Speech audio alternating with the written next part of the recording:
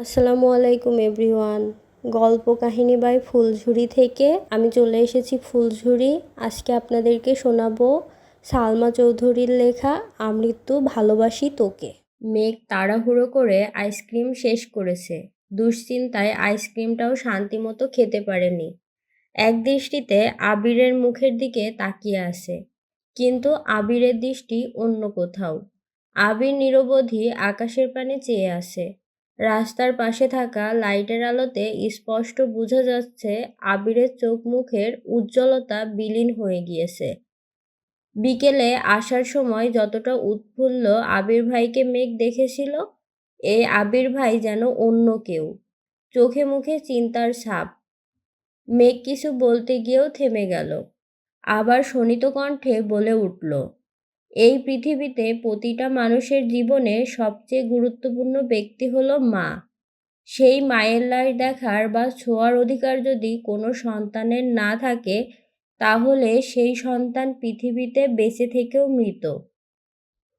মেঘের ভ্রু কুঁচকালো।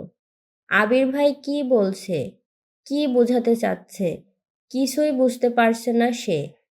আবির অসীম দূরত্ব থেকে দৃষ্টি সরিয়ে মেঘের দিকে তাকিয়ে ভরাট কণ্ঠে বলল, যে মানুষটাকে দেখে এসেছিলি তিনি আর কেউ নয়, তোর আমার আমাদের সবার একমাত্র ফুপি। এই কথা শোনা মাত্র মেঘের রক্ত সঞ্চালন বন্ধ হওয়ার অবস্থা হয়ে গিয়েছে। মেঘ চিৎকার দিয়ে উঠল, কি? আবির সরুনেত্রে তাকিয়ে আছে। মেঘের চোখ যেন কোটর ছেড়ে বেরিয়ে আসতে চাইছে। চোখ মুখে অবিশ্বাসের ছাপ। এক কথায় কখনোই বিশ্বাসযোগ্য নয়। জন্মের পর থেকে মেঘ জেনে এসেছে তাদের বাবা চাচা ৩ জন। ১৮ বছর পর হঠাৎ করে ফুপি আসবে কোথা থেকে? আচমকা এমন কথা শুনলে বিশ্বাস করবে না, এটাই স্বাভাবিক। আবির গম্ভীর কণ্ঠে বলল, আমি জানি তুই বিষয়টা এত সহজে মানতে পারবি না, কিন্তু কিছু সত্যি কঠিন হলেও মানতে হবে। মেঘের দম বন্ধ হয়ে আসছে। গলা শুকিয়ে কাঠ হয়ে গিয়েছে। গলা দিয়ে কোনো কথা বের হচ্ছে না। এতক্ষণ যাবৎ কত প্রশ্নই মাথায় ঘুরছিল, এক মুহূর্তেই যেন সব প্রশ্ন উধাও হয়ে গিয়েছে। মেঘ আতঙ্কিত কণ্ঠে শুধালো, আপনি কি আমার সাথে মজা করছেন? প্লিজ সত্যি করে বলুন, উনি কে? আবির কপাল কুঁচকে ভারী কণ্ঠে বলল, তোর সাথে কি আমার মজার সম্পর্ক? আর সিরিয়াস বিষয় নিয়ে আমি মজা কেন করব? ওনার নাম মাহমুদা খান আমিনা। নাম শুনে কি মনে হচ্ছে তোর? মেঘ এখনো অবিশ্বাস্য দৃষ্টিতেই তাকিয়ে আছে। ঢোক গিলে ভারী কণ্ঠে বলল, আপন ফুপি?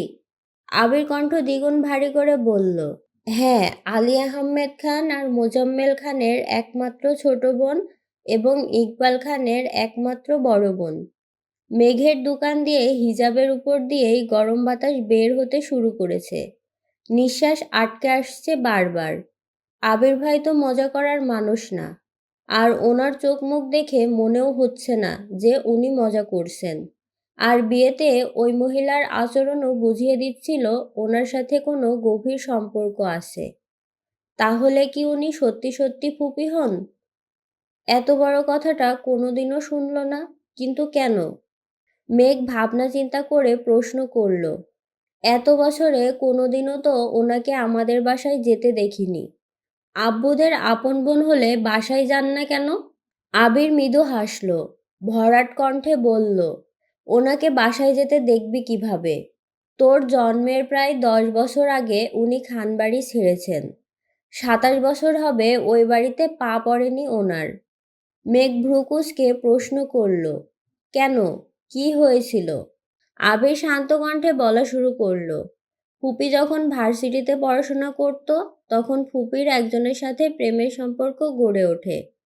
পুরো ঘটনা আমি জানি না, তবে বাসায় বিষয়টা জানাজানি হয়ে গেছিল। তখন আমার আম্মু নতুন বউ। বছরখানেক হবে আম্মুর বিয়ে হয়েছে। তোর আম্মুর তখনও বিয়ে হয়নি। ফুপির এই ঘটনা জানার পর আব্বু আর চাচু ফুপিকে মেরে একটা রুমে 3 মাস দরজা বন্ধ করে আটকে রাখছিল।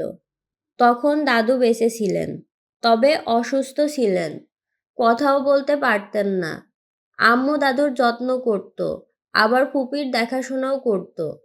ফুপি আম্মুর হাতে পায়ে ধরে অনেক কান্নাকাটি করেছে, কিন্তু আম্মুর কিছুই করার ছিল না। 3 মাস ফুপির উপর 2 ভাই অত্যাচার করেছে, যেন ওই ছেলেকে ভুলে যাই। এক পর্যায়ে ফুপি খাওয়া দাওয়া বন্ধ করে দেয়। ধীরে ধীরে অনেক বেশি অসুস্থ হয়ে পড়ছিল। চিকিৎসা করে ফুপিকে কিছুটা সুস্থ করার পর ফুপি বাড়ি থেকে চলে গেছিল। ভাইদের অত্যাচারে সেই যে বাড়ি ছাড়ছিল, আর কোনোদিন বাড়িতে ঢুকতে পারেনি। বাড়ি থেকে পালিয়ে গিয়ে ফুপাকে বিয়ে করে বছরখানেক ঢাকাতেই ছিল। চিঠির মাধ্যমে আম্মুর সাথে কয়েকবার যোগাযোগও করেছিল। ফুপি বাড়ি ছাড়ার 1 বছরের মাথায় দাদু মারা গেছেন। ভাগ্যক্রমে তখন মেজো মামা আমাদের বাসায় ছিল। ঢাকা চাকরির পরীক্ষা দিতে আসছিল। আম্মু মেজো মামাকে ফুপির বাসার ঠিকানা দিয়ে দাদুর মৃত্যুর খবর পাঠাইছিল। এই কথা আব্বুরা কেউ জানতো না। ফুপি ফুপা দুজনেই আসছিল দাদুকে দেখতে। তখন আসিফ ভাইয়া ফুপির পেটে ছিল। খানবাড়ির চৌকাঠে পা রাখতেই আব্বুর চোখ পড়ে দরজায়। চিৎকার দিয়ে 1 সেকেন্ডেই দাদুর লাশ চাদর দিয়ে ঢেকে রান্নাঘর থেকে দা নিয়ে বের হয়েছিল। যদি ফুপি চৌকাঠ পার হওয়ার চেষ্টা করে তাহলে খুন করে ফেলবে। বাড়ি ভরা মানুষ থাকায় আব্বুকে আর চাচুকে সবাই আটকিয়ে রাখছিল। না হয় সেদিন খুনাখুনি হয়ে যেত। কত কত মুরব্বীরা উপস্থিত ছিল, কিন্তু আব্বুর মাথা সেদিন কেউ ঠান্ডা করতে পারেনি। দাদুর লাশ ছোঁয়া তো দূর, ফুপিকে লাশ দেখতে পর্যন্ত দেওয়া হয়নি। লাশ দাফন করে বাড়িতে পা রেখে প্রথম প্রশ্নটাই করেছিলেন, আমিনারে খবর দিছে কে? মায়ের মৃত্যুর শোকের থেকেও সেদিন 1000 গুণ বেশি তীব্র ছিল ওনার রাগ। কোনোভাবে জানতে পারছে আম্মু খবর পাঠাইছে। সেই দিন সেই অবস্থাতেই আম্মুকে বাড়ি থেকে বের করে দিয়েছিল। অথচ ফুপি উনারই মায়ের পেটের বোন। সেই বোনকে খবর দেওয়ার শাস্তিস্বরূপ আম্মুকে 2 মাস নানা বাড়িতে থাকতে হয়েছিল। একদম সংসার ভাঙার পর্যায়ে চলে গিয়েছিল। তখনকার সময়ে সংসার ভাঙা আম্মুর পক্ষে বা নানা বাড়ির মানুষের পক্ষে মেনে নেওয়া সম্ভব ছিল না। তারপর নানা, বড় মামা, আত্মীয় স্বজনরা অনেক বুঝিয়ে 2 মাস পরে আম্মুকে বাসায় নিয়ে আসছে। আব্বুর শর্ত একটাই ছিল, আর কোনো দিন ফুপির সাথে যোগাযোগ করতে পারবে না। নিজের সংসার বাঁচাতে বাধ্য হয়ে সেই শর্ত মেনে নিয়েছিল আম্মু। মেজো মামা ফুপির বাসায় গিয়ে সব ঘটনা বলে আসছিল। সেই দিন থেকে আজ পর্যন্ত ফুপির সাথে বাসার কারো যোগাযোগ নেই। মেঘ এতক্ষণ যাবৎ বিস্ময়কর দৃষ্টিতে আবিরের মুখপানে তাকিয়েছিল। নিজের বাড়িতে এত বড় রহস্য লুকিয়ে আছে, অথচ সে কিছুই জানে না। নিজের বাড়িতে এত বড় রহস্য লুকিয়ে আছে, অথচ সে কিছুই জানে না। আবির গলা খাকারি দিয়ে গম্ভীর কণ্ঠে বলল, তুই আমায় পাষাণ হিটলার বলিস, অথচ আমার থেকেও বড় মাপের হিটলার এত বছর যাবৎ খানবাড়িতে রাজত্ব করে আসছেন।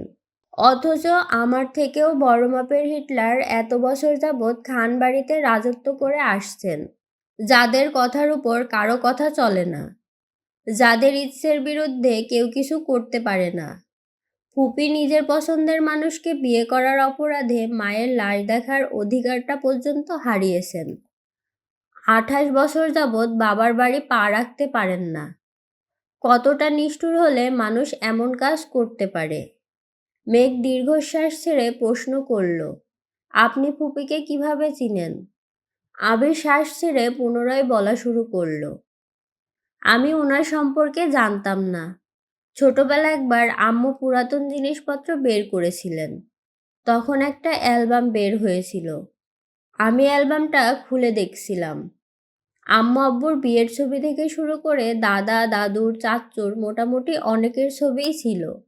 যেহেতু ছোট ছিলাম, আগ্রহ নিয়ে ছবিগুলো দেখছিলাম আর সবাইকে চেনার চেষ্টা করছিলাম। হঠাৎ কয়েকটা ছবি চোখে পড়ে। ছবিগুলো দেখে চিনতে পারছিলাম না বলে আম্মুকে জিজ্ঞেস করছিলাম। আম্মু কিছু বলার আগে আব্বু রুমে চলে আসছিল। আব্বু আমার হাত থেকে অ্যালবাম নিয়ে আমায় পড়তে বসতে বলেন। আমিও চুপচাপ পড়তে চলে গেছিলাম। এই বিষয়ে আর ভাবিনি। তার কয়েক বছর পর দেশ ছাড়ার আগে আব্বু আম্মুর কিছু কাগজপত্রের দরকার ছিল। আমি তখন আব্বুর ফাইলে কাগজ খুঁজছিলাম। তখন একটা ফাইল চোখে পড়ে। ওই ফাইলে সার্টিফিকেট, ছবি আরও কিছু কাগজপত্র ছিল। মাহমুদা খান আমিনা নামটা আমি প্রথমবার সেখানেই দেখছিলাম। বাবা মায়ের নামের জায়গায় দাদা দাদুর নাম লেখা ছিল। ছবিগুলো দেখে ছোটবেলার অ্যালবাম দেখা ছবিগুলোর কথা মনে হয়েছিল। আমি সেখান থেকে একটা ছবি নিয়ে গেছিলাম। আম্মুকে একবার জিজ্ঞেসও করেছিলাম, কিন্তু আম্মু বলেছেন আম্মু কিছু জানে না, আর এ বিষয়ে যেন আর কোনোদিন কাউকে কিছু জিজ্ঞেস না করি।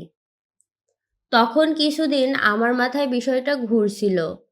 পরে ভাবছি হয়তো মারা গেছেন, তাই আম্মু জানে না বা জিজ্ঞেস করতে না করেছেন। বিষয়টা সেখানেই ভুলে গেছিলাম। কিন্তু ছবিটা যে আমার কাগজপত্রের সাথে চলে গেছিল এটা আমি জানতাম না। ওইখানে গিয়ে ছবিটা দেখে ফেলতেও ইচ্ছে করছিল না, তাই আব্বু আম্মুর ছবির সঙ্গে রেখে দিছিলাম। তবে কোনোদিন এই বিষয় নিয়ে ভাবি নাই। কথাগুলো শেষ করে আবির একটু থামল। মেঘ জিজ্ঞাসু চোখে চেয়ে থেকে আস্তে করে বলল, তারপর? গত বছরের শেষ দিকে জান্নাত আর আসিফ ভাইয়াকে নিয়ে একটু ঝামেলা হয়েছিল। তখন রাকিব আমাকে আসিফ ভাইয়ার ফেসবুক আইডি পাঠাইছিল। ওইখানে কভার ফটোতে একটা ছবি ছিল। কেন জানি আমার ছবিতে থাকা মহিলাটাকে খুব পরিচিত মনে হইতেছিল। আমি রাকিবকে বলে আসিফ ভাইয়ার বায়োডাটা সংগ্রহ করি। ওইখানে আমি দ্বিতীয়বারের মতো নাম দেখি, মাহমুদা খান আমিনা। সেদিন প্রথমবারের মতো আমি বড়সড় ধাক্কা খাইছিলাম। আমি সবকিছু খুঁজে সেই পুরনো ছবিটা বের করে বারবার ফেসবুকের ছবির সাথে মিলিয়েছিলাম। অস্থিরতায় সেদিন প্রায় মরতে বসেছিলাম। নিজের চোখকে বিশ্বাস করতে পারছিলাম না। বিশ্বাস করতে কষ্ট হচ্ছিল যে আমার একজন ফুপি আছে, তাও আবার জীবিত। সেদিন পরিস্থিতি সামলানোর বিন্দুমাত্র শক্তি ছিল না আমার। সেই রাতেই তানভীর আর রাকিবকে আসিফ ভাইয়ার বাসায় পাঠাইছি। আমি ফুপির সাথে সেদিন প্রথমবারের মতো ফোনে কথা বলছিলাম। নাম পরিচয় বলার পর ওনার সে কি কান্না! তানভীরকে আঁকড়ে ধরে অনেক কেঁদেছিল। ফুপির 28 বছর চেপে রাখা সব কষ্ট কান্নায় পরিণত হয়েছিল। তারপর বেশ কয়েকবার কথা হয়েছে ওনার সাথে। বারবার জিজ্ঞেস করেছি ঘটনা বলতে, কিন্তু বলেননি। বলেছেন আমি দেশে ফিরলে বলবে।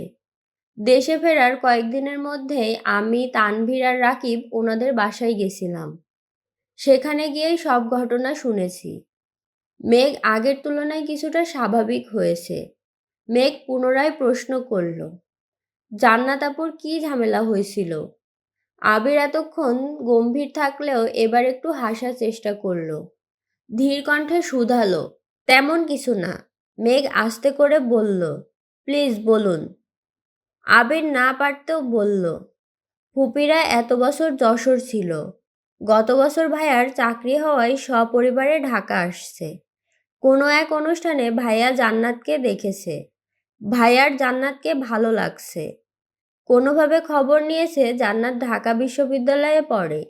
সেই থেকে প্রায় এই ভার্সিটির আশেপাশে জান্নাতকে ফলো করত, কিন্তু কোনোদিনও কথা বলেনি।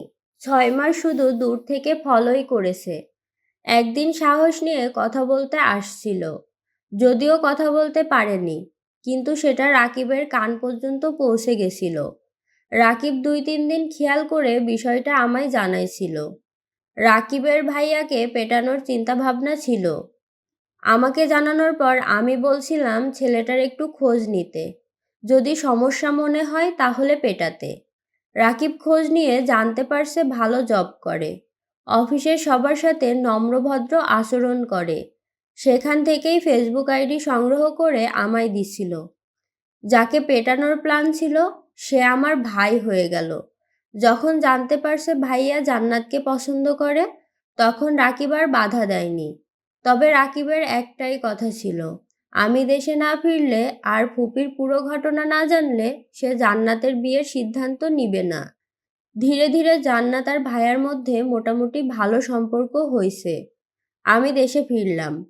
ভেবেছিলাম দেশে ফিরেই ওদের বিয়ে দিব। কিন্তু দেশে আসার পর তোর কোচিং টিউশন থেকে খবর নিয়ে দেখলাম তোর পড়াশোনার নাজেহাল অবস্থা। এভাবে পড়লে চান্স পাবি না। তোর পড়াশোনা গুছিয়ে দেওয়ার জন্য একটা মানুষ দরকার ছিল। তখন জান্নাতের কথা মাথায় আসে আর জান্নাতকে আনি। জান্নাতের বিষয়ে সিদ্ধান্ত নেয়ার অধিকার যেহেতু রাকিবের, আর রাকিব আমার বেস্ট ফ্রেন্ড, তাই বিয়ের আলোচনা হওয়ার আগেই বন্ধ করে দিয়েছিলাম। কিন্তু অফিসিয়াল কাজে ভাইয়াকে 6 মাসের জন্য দেশের বাহিরে যেতে হবে। ভাইয়া চাইতেছিল বিয়ে করে বউ নিয়া কয়েক মাস ঘুরে তারপর যাবে। কিন্তু তোর অ্যাডমিশন টেস্টের থেকে আমার কাছে তাদের বিয়ে গুরুত্বপূর্ণ ছিল না। আমি রাজি হই নাই বলে ভাইয়া ঘোরাঘুরির প্ল্যান বাদ দিয়ে বলেছে শুধু বিয়েটা করবে। বিয়ের পর তোকে যত ইচ্ছে পড়াতে। কিন্তু আমার কথা হলো, একবার বিয়ে হলো মানে জান্নাতের মাথায় সংসারের চিন্তা ঢুকবে। তখন তোর প্রতি তার দায়িত্ব কমে যাবে। এটা তো আমি কখনোই হতে দিব না। ভাইয়া যখন বুঝতে পারছে আমায় মানাতে পারবে না, তখন জান্নাতকে বোঝানো শুরু করেছে। কিন্তু জান্নাত তো আমায় বা রাকিবকে সবই বলে দেয়। জান্নাতের মাথা যাতে না খেতে পারে সেজন্য 2-1 মাস যাবৎ জান্নাতের সঙ্গে ভাইয়ার যোগাযোগ বন্ধ রেখেছি। রাকিব নতুন সিম কিনে দিয়েছে জান্নাতকে। সেদিন রাতে তুই আমায় কল দিছিলি। সেদিন আমি, রাকিব আর তানভীর ফুপিদের বাসায়ই ছিলাম। বিয়ের কথাবার্তা বলতে গেছিলাম। তুই চান্স পেলেই বিয়ে হবে, এরকমটাই শর্ত ছিল। কিন্তু রাতে ফেরার পর তোর খাতা ভর্তি হাবিজাবি লেখা দেখে আমার মাথায় রক্ত উঠে গেছিল। যার জন্য আমি এত মানুষের বিরুদ্ধে লড়তেছি, সেই কিনা পড়াশোনাটাকে গুরুত্বই দিচ্ছে না। সেই রাগে সেদিন খাতা পুড়িয়েছিলাম, যাতে তুই পড়াশোনায় মনোযোগ দিস। যাদের সামনে বারবার গর্ব করে বলেছি আমার মেয়ে চান্স পাবেই, চান্স না পেলে আমি তাদের মুখোমুখি হতে পারতাম না। তারা মুখে কিছু বলুক বা না বলুক, মনে মনে হলেও বলতো এত কিছু করেও তো মেঘ চান্স পেল না। এই কথাটা পৃথিবীর কোনো মানুষ যাতে বলতে না পারে সেই জন্য আমি তোকে সারাক্ষণ পড়ার কথা বলতাম। আলহামদুলিল্লাহ, তোর চেষ্টা আমার ইচ্ছে পূরণ হয়েছে। আল্লাহ আমার আশা পূরণ করেছেন। আর তোকেও অসংখ্য ধন্যবাদ। মেঘের গলায় আটকে থাকা নিঃশ্বাসটা দীর্ঘশ্বাস হয়ে বেরিয়ে আসলো। মেঘের আড়ালে মেঘকে নিয়ে কত কত ঘটনা ঘটেছে। আবির ভাইয়ের গত 4 মাসের করা আচরণগুলো বারবার মনে হচ্ছিল। আবির রাশভারী কণ্ঠে আবার বলে উঠল, সবাই জানে খান বংশের বড় ছেলে আমি।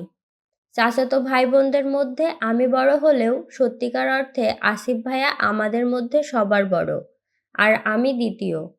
পরিস্থিতি মোকাবেলা করতে বা আমি সফল হতে পারবো কিনা জানি না, তবে আমি আমার জায়গা থেকে সর্বোচ্চ চেষ্টা করব ফুপির সাথে আমাদের বাসার সম্পর্ক ঠিকঠাক করার। একটু থেমে আবির আবার বলল, জানিস মেঘ, এই দুজন মানুষের জন্য আমাদের বাড়ির প্রতিটা মানুষ ভেতর থেকে দুমড়ে মুচড়ে ভেঙে গেছে। তাদের রাগ আর অনাদেয় কর্মকাণ্ডের ফলাফল ভোগ করতে হয় বাকি সদস্যদের। ফুপির মতো কাকামণির জীবনেও সুখ শান্তি কেড়ে নিয়েছে এই মানুষগুলো। কাকামণি ঠান্ডা মেজাজের মানুষ হওয়ায় আর শুধুমাত্র ভাই বলে হয়তো এখনো সম্পর্ক ঠিক আছে, না হয় ফুপির মতো অবস্থা কাকামণিরও হতো। কাকামণি সবার সামনে হাসি খুশি থাকে ঠিকই, কিন্তু ওনার ভেতরটাই সবচেয়ে বেশি বিধ্বস্ত। ফুপি তো তবুও ভালোবাসার মানুষকে পেয়েছেন, কাকামণি তো তাও পেলেন না। মেঘের মস্তিষ্ক জুড়ে বিচরণ করছে লক্ষাধিক প্রশ্ন, কিন্তু সেসব প্রশ্নের উত্তরে শুধু বাবা চাচার নামই উঠে আসবে। কাকামণির জীবনের ইতিহাস শোনারও ইচ্ছে নেই, তাই এই বিষয়ে প্রশ্ন করল না। নিজের আব্বু আর বড় আব্বু এতটা পাষাণ এটা ভাবতেই মেঘের কষ্ট হচ্ছে। মেঘ বিভোর হয়ে স্মৃতি মনে করায় ব্যস্ত। আবির ভাই ফেরার পর থেকে যা যা ঘটেছে সব মনে করার চেষ্টা করছে। হঠাৎ মাথায় আসলো আবির ভাই যে বারবার বাবা চাচার মুখের উপর কথা বলেন, ওনারা যদি আবির ভাইকে। এতটুকু ভেবেই মেঘ থেমে গেল।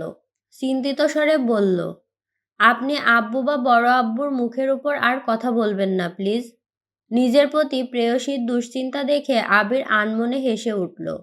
স্বাভাবিক কণ্ঠে বলল, আমি যদি কথা না বলি তাহলে ওনারা ওনাদের মর্জি মতো সবকিছু করবেন। ওনাদের সকল ইচ্ছে পূরণ করা আমার পক্ষে সম্ভব না। আমি কারো প্রিয় হয়ে থাকতে চাই না। আমি তাই করব যা আমার করতে ইচ্ছে করবে। মেঘের শীতল চাহনি দেখে আবির ভারী কণ্ঠে বলে উঠল, তোকে আগেও বলেছি, এখন আবার বলছি, কখনো কারো মন রাখার চেষ্টা করবি না। ঠিক সেই কাজটাই করবি যেটা তোর মন করতে চাইবে। বিষয় ছোট হোক বা বড়, আগে নিজের মনকে প্রায়োরিটি দিবি। আর ফুপির বিষয়টা ভুলেও কাউকে বলবি না। বাড়িতে কাউকে এই বিষয়ে কোনো প্রশ্ন করবি না। তোকে জানানো দরকার ছিল, তাই জানিয়েছি। আজকের পর থেকে বুঝে শুনে পাগলামি করবি। কারণ আমি চাই না তোর পাগলামিকে সিরিয়াসলি নিয়ে কেউ তোর মনে আঘাত করুক। কথা শেষ করে মেঘকে নিয়ে বাড়ি ফিরছে আবির। মেঘের মনে আজ কোনো অনুভূতি নেই। এই যে এতদিন জান্নাত আপুকে নিয়ে এত দুশ্চিন্তা করলো, সেই জান্নাত আপু সম্পর্কে তার ভাবি হয়ে গিয়েছে। বাড়ির রহস্য না জানলে আজ মেঘ আবিরকে নিজের মনের কথা বলেই দিত। কিন্তু তার বাড়ির মানুষ যে ভালোবাসার জাত শত্রু, তারা তো কোনো দিন মানবে না। আবির ভাইয়ের প্রতি যে সে অসম্ভব দুর্বল। আবির ভাইকে এই জীবনে কি আদৌ পাবে? আবির বাইক চালাচ্ছে আর মনে মনে ভাবছে, আমার জীবনটা কেন এমন হলো? তোর প্রবল অভিমান আমায় দেশ ছাড়তে বাধ্য করেছিল। 6 বছর যাবৎ আমি নিজের উপলব্ধি জমিয়েছি। সেই সুদীর্ঘ অভিসন্ধি বাস্তবায়নের সুযোগটাও পেলাম না আমি। ভেবেছিলাম দেশে ফিরে তোর কাছে আমার চিত্তের অব্যক্ত প্রণয় প্রকাশ করব। এত বছরে তোকে ঘিরে কত লক্ষাধিক স্বপ্ন দেখেছি। সেই সব স্বপ্নের কথা জাহির করব। গত 6 বছর শুধু একটাই পরিকল্পনা করেছি, কিভাবে তোকে আমাতে আসক্ত করব। 3 মাসের মধ্যে তোকে আমার বউ করে নিব। এই দৃঢ় সংকল্পে নিজেকে প্রস্তুত করছিলাম। কিন্তু একটা ঘটনা আমায় চূর্ণ বিচূর্ণ করে দিয়েছে। গত 1 বছর যাবৎ আমি নিজের সঙ্গে লড়াই করছি। তোকে উপেক্ষা করার বিন্দুমাত্র শক্তি যে আমার ছিল না। দেশে ফিরে প্রথমবার তোর লালিত মুখমণ্ডল আর মায়াবী আঁখি দেখে এক মুহূর্তের জন্য নিজেকে উন্মাদ মনে হয়েছিল। ইচ্ছে হয়েছিল খানবাড়ির সব নিয়মনীতি বিনাশ করে হলেও তোকে আমার করে নেই। কিন্তু আমি পারিনি। আজও আমি তোকে ভালোবাসি বলতে পারছি না। তুই পরিবার ছাড়তে পারবি না, আর আমি তোকে। নিজেকে প্রতিষ্ঠিত করা ছাড়া আমি আর কোনো পথ খুঁজে পাচ্ছি না। তোকে পাওয়ার জন্য যতটুকু যোগ্যতা অর্জন করা দরকার, আমি ঠিক ততটুকু যোগ্য হব। তারপরও আমার তোকেই লাগবে। আমার তোকে পাওয়ার ইচ্ছে যতটা প্রবল, তোর মনেও আমাকে পাওয়ার সেই শাণিত ইচ্ছে জাগতে হবে। পরিস্থিতি যতই কঠিন হোক, তোর আমার প্রতি প্রগাঢ় আস্থা থাকতে হবে। তুই আমার হলে আমি পুরো দুনিয়ার সঙ্গে লড়তে পারবো। কিন্তু তোকে না পেলে আমার প্রণয়ের পরিণতি হবে মৃত্যু। বাসার সেই মোড়ে মেঘকে নামিয়ে আবির ঠান্ডা কণ্ঠে বলল, যা বলেছি তা মাথায় রাখিস। সামনে তানভীর আছে, ওর সঙ্গে বাসায় যাবি। বাসায় কেউ কিছু জিজ্ঞেস করলে তোর কিছু বলার প্রয়োজন নেই। যা বলার তানভীর বলবে। জান্নাতের বিয়ের কথা কাউকে বলিস না। আর অতিরিক্ত দুশ্চিন্তা করে নিজের শরীর খারাপও করিস না। ফুপির সাথে সম্পর্কটা আমি ঠিকঠাক করার চেষ্টা করব। তুই সাবধানে থাকিস। তানভীর বাসার কাছেই মেঘের জন্য অপেক্ষা করছিল। মেঘকে নিয়ে বাসায় ঢুকেছে। ড্রয়িং রুমে দুই ভাই বসে আছেন। মেঘ আর তানভীরকে দেখেই মোজাম্মেল খান প্রশ্ন করলেন, কোথায় গেছিলা? মেঘ তানভীরের মুখের দিকে তাকাতেই তানভীর বলল, তুই রুমে যা। ভাইয়ের কথা মতো মেঘ রুমে চলে গিয়েছে। ওরা দুই ভাই মেঘকে এমনভাবে আগলে রাখে যেন বাড়ির কেউ কিছু বলতে না পারে। বড়রা কিছু বললে কষ্ট বেশি পাবে। কিন্তু তানভীর যেহেতু ছোট থেকেই শাসন করে, তাই ভাইয়ের শাসন মেঘের এখন সয়ে গেছে। তানভীর যা যা কথা বলার তা বলে রুমে চলে গিয়েছে। মেঘ ফ্রেশ হয়ে শুয়ে পড়েছে। বিকেল থেকে এত এত ঘটনার সম্মুখীন হতে হয়েছে, যেগুলো মাথায় স্থির হতেও একটু সময় লাগবে। মেঘের আবেগ অনুভূতি সব বিলীন হয়ে গিয়েছে। আবির ভাইয়ের বলা প্রতিটা কথা মাথায় ঘুরপাক খাচ্ছে। একটা কথা বারবার মনে হচ্ছে, এই বাড়ির প্রতিটা মানুষ ভেতর থেকে দুমড়ে মুচড়ে ভেঙে গিয়েছে। ফুপির বিষয় জানার পর মেঘের হৃদয়টা ভেঙে চূর্ণ বিচূর্ণ হয়ে গিয়েছে। 4 মাসের প্রেমানুভূতি প্রকাশ করার আগেই সব শেষ হয়ে গেল। আবির ভাইয়ের প্রতি যে আকাশসম প্রলয় লীলা সবই ফিকে হয়ে গিয়েছে। ফুপি আর কাকামণির মনে কতই না কষ্ট। এসব ভেবে কখন যে ঘুমিয়ে পড়েছে নিজেও জানে না। আবিরের জন্য অপেক্ষা করার শক্তিটুকুও আজ ছিল না। আবির মেঘকে নামিয়ে দিয়ে আবার বিয়ের প্রোগ্রামে গিয়েছে। রাকিবের বেস্ট ফ্রেন্ড হিসেবে এ সময় আবিরকে রাকিবের পাশে থাকা খুব বেশি প্রয়োজন। রাকিবের একমাত্র বোন জান্নাত। রাকিবের আর একটা ছোট ভাইও আছে, তবে বোনের প্রতি ভাইদের ভালোবাসা একটু বেশিই তীব্র হয়। সপ্তাহখানেক হয়ে গেছে, কিন্তু মেঘের মাথা থেকে ফুপির ঘটনা কোনোভাবেই যাচ্ছে না। যতবার আব্বুকে আর বড় আব্বুকে দেখে ততবারই মনে হয় ওনারা হিটলারের থেকেও নিকৃষ্ট। এতদিন আবির ভাইকে হিটলার বলায় নিজেই অনুতপ্ত হচ্ছে। এখন আর মেঘ আগের মতো আবিরকে জ্বালায় না, আবিরের রুমেও যায় না, অনুভূতি প্রকাশের চেষ্টাও করে না। আব্বু আর বড় আব্বুকে দেখলে যতটা রাগ হয়, আবির ভাইকে দেখলে ঠিক ততটাই কষ্ট হয়। আজ তানভীর প্রোগ্রামে ব্যস্ত। হঠাৎ ফোনে কল বাজতেছে। ফোন বের করে অবাক চোখে তাকাই। বন্যা কল দিচ্ছে। প্রোগ্রাম থেকে বের হয়ে একপাশে গিয়ে ফোন রিসিভ করলো। বন্যা, আসসালামু আলাইকুম। তানভীর, ওয়ালাইকুম আসসালাম। বন্যা, ভাইয়া আপনি কি বাসায়? তানভীর, ভাইয়া ডাকতে কতবার না করেছি তোমায়। বন্যা, সরি, আর ভাইয়া বলবো না। মেঘের কি কিছু হয়েছে? আমি কল দিলে রিসিভ করে না। হঠাৎ রিসিভ করলেও ঠিকমতো কথা বলে না। তানভীর, বনু একটু মানসিক চাপে আছে, কিছুদিনের মধ্যে ঠিক হয়ে যাবে। বন্যা, কি হয়েছে? বন্যা, মনে মনে ভাবছে, আল্লাহ জানে আবির ভাইকে নিয়ে কোনো ঝামেলাই হলো কি না। তানভীর, তেমন কিছু না। তোমার কি খুব দরকার? কিছু বলার থাকলে আমায় বলতে পারো, আমি বনুকে জানিয়ে দিবনে। বন্যা আমতা আমতা করে বলল, ওই রকম কিছু না, কথা হইতেছে না তাই চিন্তা হচ্ছিল, এজন্যই আপনাকে কল দিলাম। তানভীর ঠান্ডা কণ্ঠে শুধালো, আর কোনো কারণ নেই? বন্যা আস্তে করে বলল, না মানে আছে। তানভীর ধীর কণ্ঠে বলল, বলো।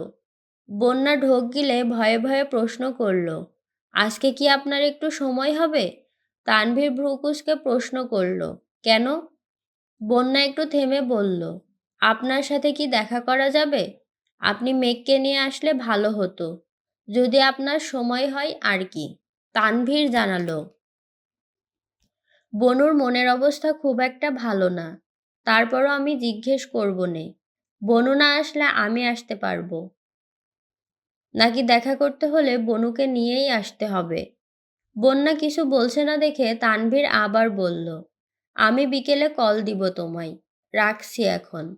তানভীর ফোন রেখে আবিরকে কল দিল। আবিরের কড়া নিষেধ, মেঘকে এখন কোথাও নেওয়া যাবে না। মেঘের মন মেঘকেই ঠিক করতে হবে। সব বিষয়ে আবির বা তানভীর মেঘকে সাহায্য করতে পারবে না। তানভীর কি করবে বুঝতে পারছে না। মেঘকে জিজ্ঞেস না করলে বা মেঘের মতামত না নিলে পরবর্তীতে বন্যা বিষয়টা জানলে তানভীরকে ভুল বুঝবে। আবার মেঘ যদি ঘুরতে যেতে রাজি হয়ে যায় তাহলে আবির তো তানভীরকে মেরেই ফেলবে। দুটা না কাটিয়ে শেষমেশ মেঘকে কল করলো তানভীর। মেঘ তখন উপন্যাস পড়ায় ব্যস্ত। বাসায় শুয়ে বসে থেকে আর ভালো লাগছিল না। ফোন চাপতে গেলে আবির ভাইয়ের আইডি আসে সামনে। আবির ভাইকে দেখলেই বুকের ভেতরটা কেঁপে ওঠে। পড়াশোনার চাপ নেই, বাড়ির কারো সাথে কথা বলতেও ভালো লাগে না। চুপচাপ শুয়ে বসে থাকলে বারবার শুধু ফুপির কথা মনে পড়ে। এসব কিছু কাটাতে আবির ভাইয়ের দেয়া উপন্যাসের বইগুলো পড়া শুরু করেছে। বেশিরভাগ সময় উপন্যাসই পড়ে। উপন্যাস পড়ার আরেকটা অন্যতম কারণ হলো নিজেকে সবার থেকে আড়াল করে রাখা।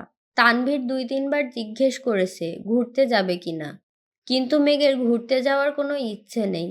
বোন রাজি না হওয়াতে তানভীরের জন্য ভালোই হয়েছে। আবিরের কাছে বকা খেতে হয়নি, কিন্তু বন্যা দেখা করবে কিনা কে জানে। বিকেলের দিকে প্রোগ্রাম শেষ করে তানভীর বন্যাদের বাসার গলি পর্যন্ত গিয়ে বন্যাকে কল দিল। বন্যা কিছুক্ষণের মধ্যে রেডি হয়ে একটা শপিং ব্যাগ হাতে নিয়ে আসলো। তানভীরের সাথে একা ঘুরতে যাওয়ার ইচ্ছে ছিল না বলেই মেঘকে আনতে বলছিল। কিন্তু মেঘ এলো না, অথচ তানভীর এসে দাঁড়িয়ে আছে। তাই বাধ্য হয়ে বন্যা বেরিয়েছে। ঘণ্টাখানেক তানভীরের সাথে বাইকে ঘুরেছে, কিন্তু একবারের জন্যও তানভীরকে স্পর্শ করেনি। সন্ধ্যার দিকে রেস্টুরেন্টে বসে আছে বন্যা আর তানভীর। বন্যা আশেপাশে একবার তাকিয়ে পরিস্থিতি বোঝার চেষ্টা করল। তারপর হাতের শপিং ব্যাগটা তানভীরের দিকে এগিয়ে দিয়ে বলল, এগুলো আপনার জন্য। তানভীর বিস্ময় সমেত তাকিয়ে বলল, আমার জন্য? বন্যা উপর নিচ মাথা নাড়ল। কিন্তু কেন? আপনি দুবার আমায় ট্রিট দিয়েছেন, গিফটও দিয়েছেন। আমারও তো উচিত চান্স পাওয়ার খুশিতে আপনাকে কিছু দেওয়া। তানভীর শপিং ব্যাগটা নিজের কাছে এগিয়ে নিল। র্যাপিংয়ে মোড়ানো একটা বক্স খুলতেই চোখে পড়ল একটা কালো চেইনের ঘড়ি। অনেক সুন্দর ডিজাইনের, মোটামুটি দামিও। তানভীর ঘুরিয়ে ফিরিয়ে ঘড়িটা দেখে বলল, ঘড়িটা অনেক সুন্দর, কিন্তু আমি তো ঘড়ি পরি না। বন্যা আস্তে করে বলল, ছেলেদের হাতে ঘড়ি থাকলে ভালো লাগে, তাই নিয়েছি। আপনি ঘড়ি পরেন কি না তা তো আমি জানতাম না। ব্যাপার না, পছন্দ করে এনেছো তার জন্য ধন্যবাদ। এই বলে তানভীর ঘড়িটা হাতে দিল। শপিং ব্যাগে আর একটা সুন্দর ওয়ালেট। ওয়ালেট আর ঘড়ির বক্স শপিং ব্যাগে রেখে খাওয়া দাওয়া করে বন্যাকে বাসার কাছে পৌঁছে দিয়ে তানভীর বাসায় আসছে। আবির ড্রয়িং রুমে বসে কফি খাইতেছিল। তানভীরের হাতে ঘড়ি দেখে কপাল কুঁচকে ঠাট্টার স্বরে বলল, কারো জন্য কেউ একজন তার ইচ্ছের বিরুদ্ধে কত কাজই না করছে। অবশ্য এসব দেখতে ভালোই লাগছে। তানভীর ঘড়ি পরা হাতটা নিজের পিছনে লুকিয়ে মন খারাপ করে বলল, মজা করছো? আবির সশব্দে হেসে উঠল। তানভীর গাল ফুলিয়ে সিঁড়ি দিয়ে উঠছে। আবির সোফায় বসে সেদিকে তাকিয়ে হেসেই যাচ্ছে। বেশ কিছুদিন কেটে গেল। খাবার টেবিলে দেখা হয় মেঘ আবিরের। মেঘ দু একবার আবির ভাইয়ের দিকে তাকায়, চোখাচোখি হলেই চোখ নামিয়ে নেয় মেঘ। আবির সকালে খেয়ে অফিসে চলে যায়, মিমার আদিও স্কুলে চলে যায়। মেঘ বাসায় একা একা থাকে। প্রতিদিন বিকেলে ছাদে যায়, গাছগুলোর দেখাশোনা করে। বাকি সারাদিন আবির ভাইয়ের দেওয়া উপন্যাসের বইই পড়ে। 2টা উপন্যাস শেষ করে ফেলেছে। তৃতীয় উপন্যাসটা যত পড়ছে, মেঘের মনের ভেতর প্রেমানুভূতি তত সক্রিয় হতে শুরু করেছে। ফিকে হয়ে যাওয়া অনুভূতিরা আবারও জাগ্রত হচ্ছে। আবির ভাইয়ের প্রতি ধারালো ভালোবাসার টানে 28 বছরের গত হয়ে যাওয়া ইতিহাসকে পেছনে ফেলে নতুন করে স্বপ্ন দেখতে শুরু করেছে। হয়তো আবির ভাইকে পাওয়ার স্বপ্ন পূরণ হবে, নয়তো সারা জীবন আবির ভাইকে একতরফা ভালোবেসে যাবে। তবুও মুখ লুকিয়ে আবির ভাইকে এড়িয়ে চলবে না। রাত 11টার দিকে মেঘের তৃতীয় উপন্যাস পড়া শেষ হয়েছে। সেই থেকে আবির ভাইয়ের জন্য অপেক্ষা করছে। গত কিছুদিন যাবৎ আবির ভাইয়ের বাড়িতে আসা যাওয়াতে মেঘের বিশেষ কোনো নজর ছিল না। বাইকের শব্দ শুনেও বেলকনিতে যেতে ইচ্ছে হয়নি তার। আজ এতদিন পর মেঘ আবির ভাইয়ের জন্য বেলকনিতে দাঁড়িয়ে অপেক্ষা করছে, অথচ আবির ভাই ফিরছে না। আবির ইদানিং অফিস থেকে সন্ধ্যায় বাসায় ফিরে ঘণ্টাখানেক পর আবার বের হয়। ফিরতে ফিরতে রাত 12টা বেজে যায়। যেহেতু মেঘ আবিরের সাথে কথা বলে না, আবিরের জন্য অপেক্ষা করে না, তাই আবিরও নিজের মতোই চলাচল করে। 12টার দিকে আবির বাসায় ফিরেছে। আবিরকে দেখেই মেঘ বেলকনি থেকে মিষ্টি করে হাসল। এতদিন পর আজ মেঘের মুখে একটু হাসি ফুটেছে। আবির বাইক থেকে সেই দৃশ্য দেখল কিনা কে জানে। আবির নিজের রুমে ফ্রেশ হতে চলে গিয়েছে। মেঘ চুপি চুপি ড্রয়িং রুমে আসছে। এত রাতে কেউই সজাগ নেই। টেবিলের উপর আবিরের জন্য খাবার ঢেকে রাখা হয়েছে। মেঘ খাবারগুলো দেখছে। এর মধ্যে আবির নিচে নামলো। মেঘের থেকে কয়েক পা পিছনে দাঁড়িয়ে ডাকলো, কি করছিস এখানে? আবিরের কণ্ঠ শুনে আঁতকে উঠে ঘাড় ঘুরিয়ে তাকালো মেঘ।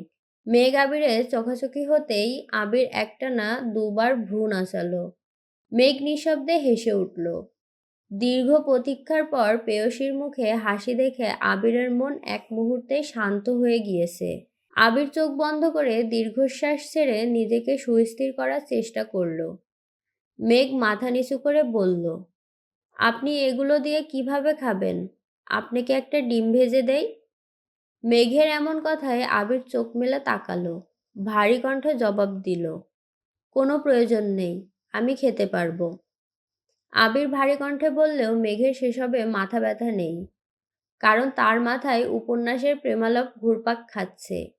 সে আবার বলল, আপনি তো বলেছিলেন পরীক্ষার পর রান্নাঘরে যেতে পারবো। পরীক্ষা তো শেষ, এখনো কি যেতে পারবো না? আবির স্বাভাবিক কণ্ঠে প্রশ্ন করল, তোর কি ডিম ভাজা খেতে ইচ্ছে করছে? আমি করে নিয়ে আসবো? মেঘ ডানে বামে মাথা নেড়ে বলল, আমি ভাজবো। আবির গম্ভীর কণ্ঠে শুধালো, তুই ডিম ভাজতে পারিস? মেঘ দাঁত কেলিয়ে হেসে বলল, আম্মুরা ডিম ভাজার সময় আমি দেখেছি। আবির পুনরায় বলল, তোর ভাজতে হবে না, তুই বস, আমি ডিম ভেজে নিয়ে আসছি। মেঘ শক্ত কণ্ঠে বলল, না, আমি আনবো। আবির ধমক দিতে গিয়েও থেমে গেল। মেয়েটা এতদিন পর আবিরের সঙ্গে কথা বলতে আসছে, ধমক দিলে মনে কষ্ট পাবে, তাই ধমক দিতে পারছে না। আবার ডিম ভাজতে পাঠাতেও সাহস পাচ্ছে না। আবির দুপা এগিয়ে থমকে দাঁড়ালো। সেখান থেকে ঘুরে এসে চেয়ার টেনে বসলো। পকেট থেকে ফোন বের করে কিছু একটা চেক করছিল। একবার রান্নাঘরে তাকাচ্ছে, একবার ফোনে। দুবার ডেকে বলেছে, তুই কি পারবি নাকি আমি আসবো? মেঘ দুবারই উচ্চস্বরে বলেছে, পারবো। কিন্তু আবিরের কলিজা কাঁপছে। প্রথমবার মেঘ রান্না করতে গিয়েছে, পেঁয়াজ কাটতে গিয়ে যদি হাত কেটে ফেলে। কয়েকবার রান্নাঘরে দেখে যেই না ফোনের দিকে মনোযোগ দিয়েছে, কয়েক সেকেন্ডের মধ্যে মেঘ চিৎকার দিয়ে উঠেছে। মেঘের চিৎকারের শব্দে আবিরের হৃদয় কেঁপে উঠেছে। সহসা ফোন ফেলে ছুটে যায় রান্নাঘরে। গরম তেল ছিটকে পড়েছে মেঘের হাতে পায়ে। এত রাতে বাসার মানুষ সজাগ হলে ঝামেলা হবে ভেবে চিৎকার দিয়েই নিজের মুখ চেপে ধরেছে। ফ্লোরে বসে ফুপিয়ে ফুপিয়ে কাঁদছে মেঘ। আবির চুলা বন্ধ করে ঝড়ের বেগে টুথপেস্ট নিয়ে আসছে। হাঁটু গেড়ে বসে আলতো করে হাতে আর পায়ে পেস্ট লাগিয়ে দিচ্ছে। কয়েক মুহূর্তের মধ্যে আবিরের শরীর ঘেমে একাকার অবস্থা। রক্তবর্ণ দুচোখ মেঘের হাতে পায়ে নিবদ্ধ। বুকের ভেতর হৃৎপিণ্ডটা অবিরাম কাঁপছে। মেঘের হাতে পায়ে পেস্ট লাগিয়ে ফু দিয়ে দিচ্ছে। মেঘ কেঁদেই যাচ্ছে, তবে এই ক্রন্দন শব্দহীন। আবির ভ্রু কুঁচকে নিজের ভেতর থাকা সবটুকু আক্রোশ কণ্ঠ ঢেলে দাঁতে দাঁত চেপে বলল, আমায় না জ্বালালে কি তোর শান্তি হয় না? আবির ভাইয়ের রাগান্বিত কণ্ঠ শুনে মেঘ জলসিক্ত চোখে আবিরের মুখের পানে তাকাই। চোখে পড়ে রক্তাভ দুচোখ। এই চোখে অসহায়ত্ব স্পষ্ট প্রতীয়মান। আবিরের নিঃশ্বাসের মাত্রা তীব্র। কপালে বিদ্যমান ঘামের বিন্দুগুলো চিকচিক করছে। আচমকা আবির মেঘকে কোলে তুলে নেয়। অমনি মেঘের চক্ষু চড়ক গাছ। এক মুহূর্তে কান্না থেমে গেছে। অবাক চোখে তাকিয়ে আছে আবিরের মুখের পানে। আবির কোনো দিকে না তাকিয়ে মেঘকে নিয়ে সোফায় বসিয়ে ঠান্ডা কণ্ঠে শুধালো, এখনো জ্বলতেছে? মেঘ এপাশ ওপাশ মাথা নেড়ে না করল। আবির মেঘের হাতে পায়ে ফু দিতে দিতে হঠাৎ অত্যন্ত নমনীয় স্বরে বলে উঠল, কথা বললে কেন কথা শুনিস না? তেলটা যদি আরেকটু বেশি পড়তো তাহলে কি হতো বল? মেঘ অপলক দৃষ্টিতে আবিরের দিকে তাকিয়ে আছে। আবির ভাইয়ের বলা কথাটা মেঘের কলিজায় লাগছে। আবির ভাইয়ের এত কোমল কণ্ঠ কোনোদিনও শুনেনি সে। মেঘের অপলক দৃষ্টিতে আবিরের অদ্ভুত ঘোর কাজ করছে। কোনো মতে চোখ নামিয়ে শুধালো, রাতে খাইছিস? মেঘ আস্তে করে বলল, না। আবিরের মেজাজ খারাপ হলো।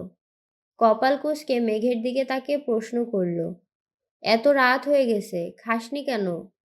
মেঘ যে উপন্যাস পড়তে পড়তে 11টা বাজিয়ে ফেলেছে, তারপর থেকে আবির ভাইয়ের অপেক্ষাতে আসে। একথা আবির ভাইকে কিভাবে বলবে সে? মেঘের হাত আর পায়ের দিকে একবার দেখে ঠান্ডা কণ্ঠে বলল, এখানে চুপচাপ বসে থাক, আসছি আমি।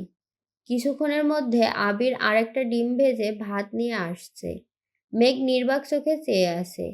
হৃৎপিণ্ডের ধুকপুকানি শুরু হয়ে যাচ্ছে। আবির ভাই খাবার নিয়ে আসছে।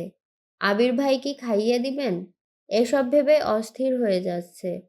জ্বরের ঘোরে প্রথমবার মেঘকে আবির খাইয়ে দেওয়ার অনুভূতি ঠিকমতো বুঝতে না পারলেও আজ সে অনুভব করতে পারছে। খুব যত্ন সহকারে মেঘকে খাইয়ে দিচ্ছে আবির। পানির গ্লাসটা পর্যন্ত ছুঁতে দিচ্ছে না। খাওয়া শেষে মেঘের হাত আর পা পরিষ্কার করে ফ্রিজ থেকে দই বের করে দিয়েছে। এর মধ্যে কম করে হলেও ১০০ বার প্রশ্ন করে ফেলেছে, জ্বলছে কিনা, ব্যথা করছে কিনা। মেঘের থেকেও আবির যেন কয়েক গুণ বেশি দুশ্চিন্তায় আছে। আবিরের আতঙ্কিত কণ্ঠস্বর শুনে মেঘ বারবার অবাক চোখে তাকাচ্ছে।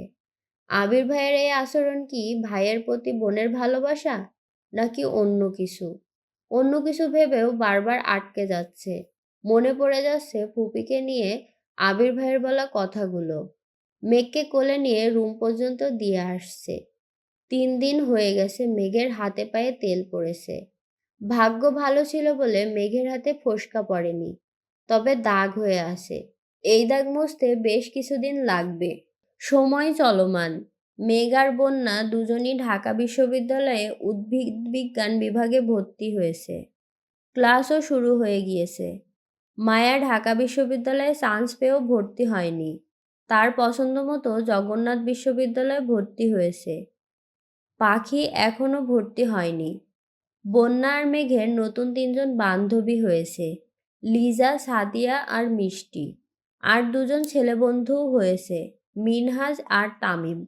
মিনহাজের সাথে বন্ধুত্বটা খুব অদ্ভুতভাবেই হয়েছে। প্রথম দিন মেঘ আর বন্যা আশপাশ দেখতে দেখতে ডিপার্টমেন্টে হাঁটছিল। এক ছেলে একটা রুম থেকে দৌড়ে বের হচ্ছিল। মেঘ আর বন্যা অন্যমনস্ক থাকায় বিষয়টা খেয়াল করেনি। ছেলেটা কাছাকাছি আসতেই মেঘ দ্রুত সরতে গিয়ে হাতে ব্যথা পেয়েছিল। অথচ ছেলেটা মেঘ আর বন্যাকে দেখে দৌড় থামিয়ে উচ্চস্বরে চেঁচিয়ে ওঠে, দেখে চলতে পারো না? কোন ইয়ার? বন্যা আস্তে করে বলে, প্রথম বর্ষ। ছেলেটা বিরক্তি স্বরে ওহ বলে চলে যায়। বন্যা আর মেঘ দুজনেই আহাম্মকের মতো চেয়ে থাকে। ছেলের হাবভাবে মনে হচ্ছিল সিনিয়র কোনো ভাইয়া। তারপর যখন দেখল এই ছেলে ওদের সাথেই পড়ে, তখন ২ বান্ধবী তেলে বেগুনে জ্বলে উঠেছিল। এরপর থেকে ছেলে বেশ কয়েকবার মেঘ আর বন্যার সঙ্গে কথা বলতে আসছে। প্রথম দিনের দুষ্টামির জন্য প্রতিদিন কম করে হলেও ১০ বার করে মাপ চাই। বন্যার মেঘকে এখন আপু বলে ডাকে। সেই মিনহাজের সাথে ভর্তির দিন থেকে তামিমের পরিচয়। আস্তে আস্তে ভালো বন্ধুত্ব হয়ে গিয়েছে। মিনহাজের মাধ্যমে বন্যা আর মেঘের সঙ্গেও তামিমের খুব ভালো বন্ধুত্ব হয়ে গেছে। আজ শুক্রবার। বাড়িতে মিম, আদি আর মেঘের হইচই চলছে।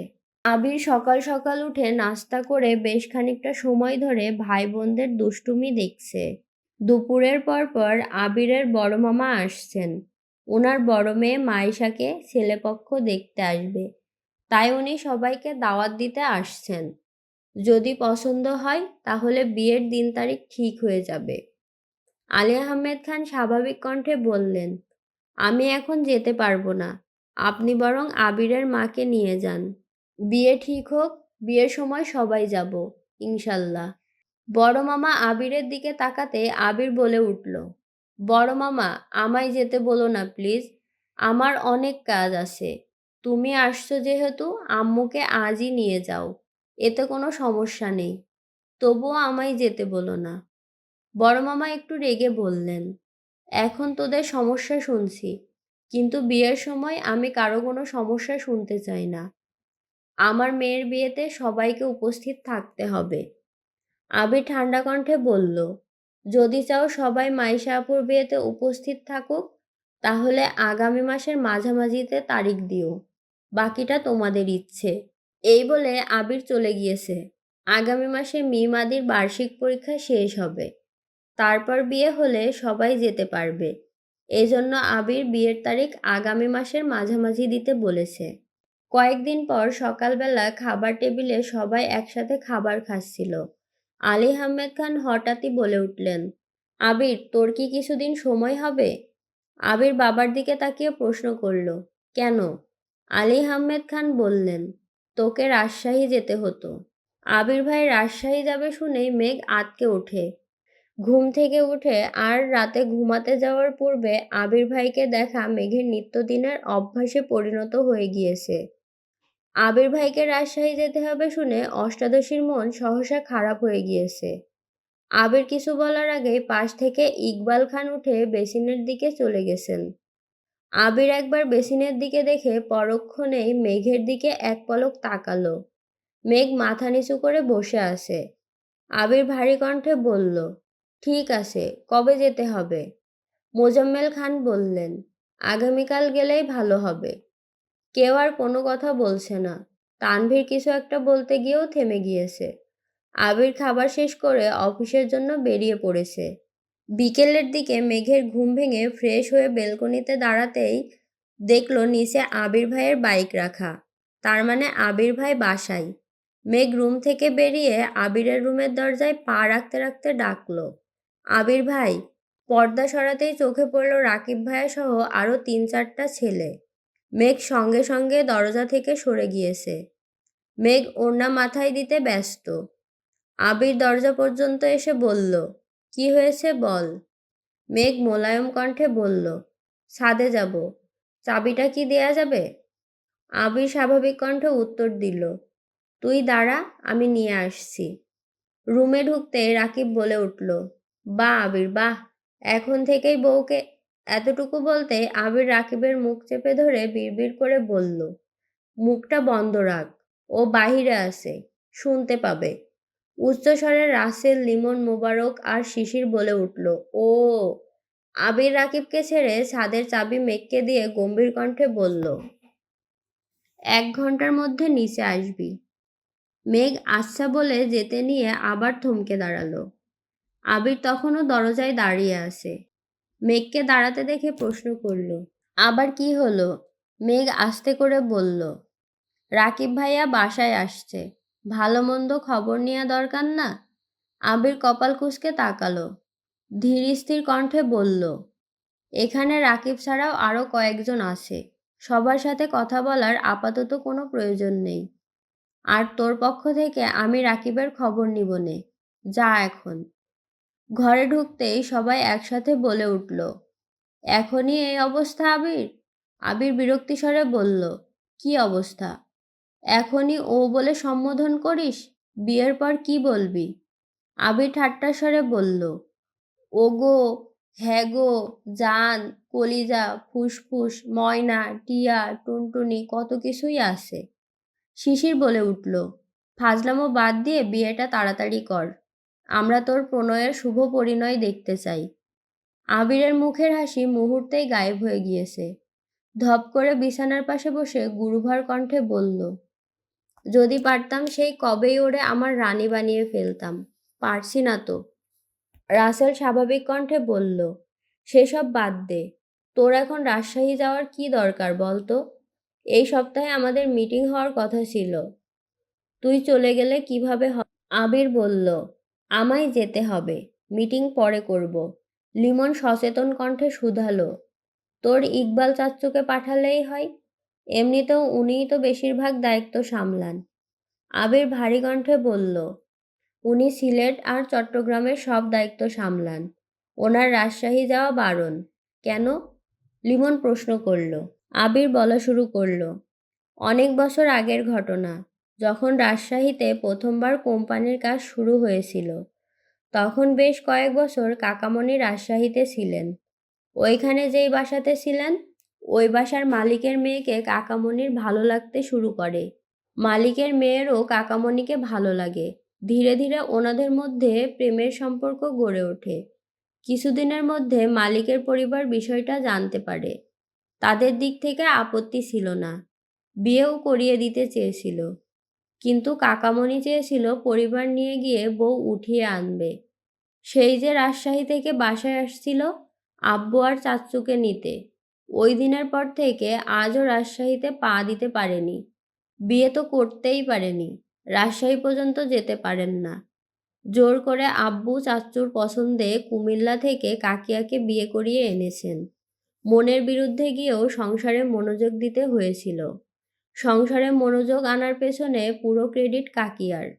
উনি অনেক ভালো মানুষ, উনি কাকামণির পাশে বন্ধুর মতো ছিলেন। এখন পর্যন্ত রাজশাহীর বেশিরভাগ কাজ চাচ্চু করেন। এই প্রথম আমি যাব। শিশির দীর্ঘশ্বাস ছেড়ে বলল, তোর কি হবে রে আবির? আবির মুচকি হেসে উত্তর দিল, সিদ্ধান্ত তো কবেই নিয়ে নিয়েছি। মেঘকে পেলে বাঁচবো, আর না হয়। রাসেল প্রশ্ন করল, তোর বাবা আর চাচার সমস্যা কি? আবির দীর্ঘশ্বাস ছেড়ে বলল, সমাজ। উনারা সমাজের চোখে ভালো থাকতে আপন মানুষদের মনকে হাজারবার খুন করতে পারেন। অফিসিয়াল কিছু বিষয় নিয়ে বেশ কিছুক্ষণ আলোচনা চলল। এর মধ্যে মেঘ এসে চাবি দিয়ে গেছে। সন্ধ্যার দিকে রাকিবরা চলে গিয়েছে। রাকিবদের গেট পর্যন্ত এগিয়ে দিয়ে ফেরার পথে মেঘের দরজার সামনে আবির দাঁড়িয়ে পড়ল। দরজা ধাক্কা দিয়ে তাকাতেই চোখে পড়ল মেঘ টেবিলের ওপর মাথা নিচু করে বসে আছে। আবির মোলায়েম কণ্ঠে বলল, আসবো? মেঘ মাথা তুলে ঘাড় ঘুরিয়ে তাকিয়েছে। অশ্রুসিক্ত লোচনে তাকালো। অমনি গাল বেয়ে নোনা জল গড়িয়ে পড়তে শুরু করে। আবিরকে দেখে মেঘ আবার মাথা নিচু করে ফেলেছে। আবির এগিয়ে এসে মেঘের পাশে দাঁড়িয়ে প্রশ্ন করল, চা খাবি নাকি কফি? এমন প্রশ্ন শুনে পুনরায় মুখ তুলে আবিরের মুখের পানে তাকালো। এই যে সে কান্না করছে, কই একটু সান্ত্বনা দিবে তা না। মেঘ মনে মনে ভাবছে, কখন কি বলতে হয় এই বেটা কি কিছুই জানে না? মেঘের বৃহৎ যুগল আবিরের চোখে নিবদ্ধ। গাল বেয়ে এখনো নোনা জল গড়িয়ে পড়ছে। আবিরের ওষ্ঠদ্বয় কিছুটা প্রশস্ত হলো। কণ্ঠ খাদে নামিয়ে বলল, এই যে কান্না করছিস, একটু পরই তো মাথা ব্যথা শুরু হবে। তুই নিজের চিন্তা নাই করতে পারিস, আমার তো করতে হবে। মেঘ সিক্ত আখিতে তাকিয়ে প্রশ্ন করল, আপনার চিন্তা করতে হবে কেন? আবির একটু ভেবে বলল, কাঁদতে কাঁদতে যদি চোখে অন্ধকার দেখিস তখন সবাই তোকে কানি বলবে। তানভীরের কত কষ্টই না হবে যখন সবাই ওকে কানির ভাই বলবে। আবির সশব্দে হাসছে, আর মেঘ নির্বাক চোখে তাকিয়ে আছে। আবির হাসি থামিয়ে বলল, চা খাবি নাকি কফি খাবি এটা বল, তারপর কান্না করিস। মেঘ কপাল গুটিয়ে বলল, কফি। আবির মুচকি হেসে বলল, গুড গার্ল। এবার কান্না শুরু কর। আমি আসার আগ পর্যন্ত কাঁদবি, 1 সেকেন্ডের জন্য থামবি না। রেডি? মেঘ আহাম্মকের মতো চেয়ে আছে। আবির হাসতে হাসতে রুম থেকে বেরিয়ে গিয়েছে। কিছুক্ষণের মধ্যে আবির 2 কাপ কফি নিয়ে আসছে। কফির কাপ দুটো টেবিলের ওপর রেখে পকেট থেকে একটা গাঁদা ফুল বের করে মেঘের কানে গুজে দিল। আবিরের কর্মকাণ্ড দেখে মেঘ অভিভূতের ন্যায় চেয়ে আসে, নিষ্পলক দৃষ্টি তার। আবির ভাই নিজের হাতে কানে ফুল গুজে দিচ্ছে। এটা অনুভব করতেই মেঘের হৃৎপিণ্ড দিক বিদিক ছুটাছুটি শুরু করে দিয়েছে। আবিরের প্রতি অষ্টাদশী এতটাই আসক্ত হয়ে গেছে যে দিবারাত্রি শুধু আবির ভাইকে নিয়েই স্বপ্ন দেখে। তাই কোনটা বাস্তব আর কোনটা কল্পনা সেটাও মাঝে মাঝে গুলিয়ে ফেলে। আবির মেঘের দিকে তাকিয়ে শান্ত কণ্ঠে বলল, মাশাল্লাহ, আমার ফুল ছেঁড়াটা সার্থক হলো। মেঘ জানালার গ্লাসের দিকে তাকিয়ে নিজেকে দেখল। এলোমেলো কালো চুলের মধ্যে হলুদ রঙের ফুলটাকে অসম্ভব সুন্দর লাগছে। পরক্ষণে নিজের চোখ মুখের দিকে নজর পড়তেই গ্লাস থেকে দৃষ্টি সরিয়ে নিল। কান্নার তোপে মুখমণ্ডল লাল হয়ে গেছে। নিজের বিষণ্ণ মুখশ্রী দেখতে কারোরই ভালো লাগে না। আবির ঠান্ডা কণ্ঠে বলল, কফিটা খা। আবির কফির কাপ হাতে নিয়ে বিছানার পাশে বসেছে। কফির কাপে 2 চুমুক দিয়ে রাশভারী কণ্ঠে বলে উঠল, নিজেকে এতটা উৎপীড়িত ভাবিস না। মুখ লুকিয়ে কান্না তারাই করে যাদের নিজের প্রতি কোনো আস্থা নেই। মেঘের নিস্তব্ধতা দেখে আবির দীর্ঘশ্বাস ছেড়ে পুনরায় বলল, তুই যত কাঁদবি মানুষ তোকে আরো বেশি কাঁদাতে চাইবে। কিছু মানুষের কাজই হলো অন্যের দুর্বল জায়গাতে আঘাত করা।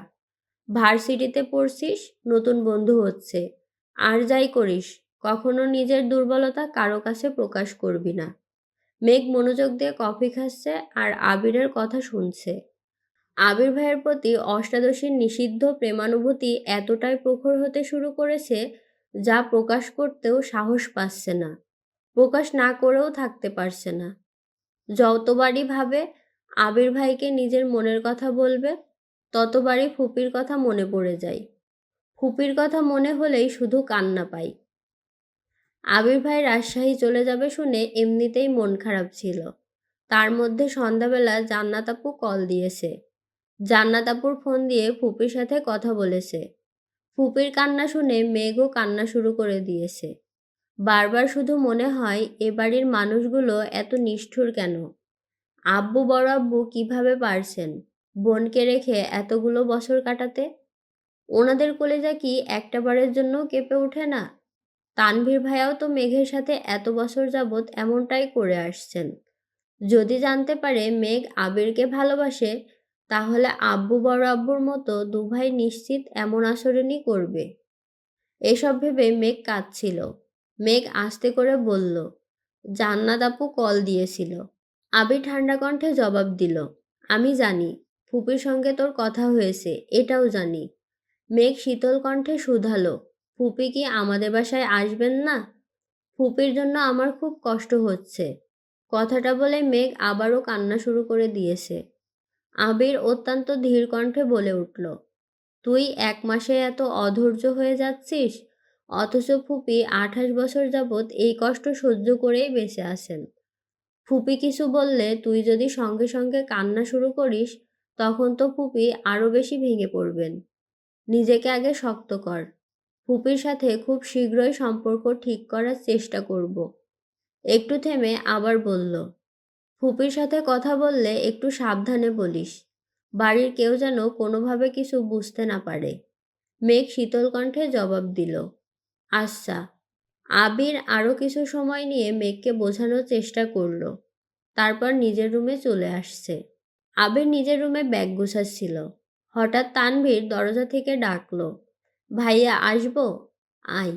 তানভীর কয়েক কদম এগিয়ে বিছানার পাশে দাঁড়ালো। আবির শার্ট ভাঁজ করতে করতে প্রশ্ন করল, কিছু বলবি? হ্যাঁ, বল। বনুরা ইদানিং মিনহাজ আর তামিম নামের 2টা ছেলের সঙ্গে কথা বলে। ওরা একই ডিপার্টমেন্টে পড়ে। তুমি কি এই বিষয়ে কিছু জানো?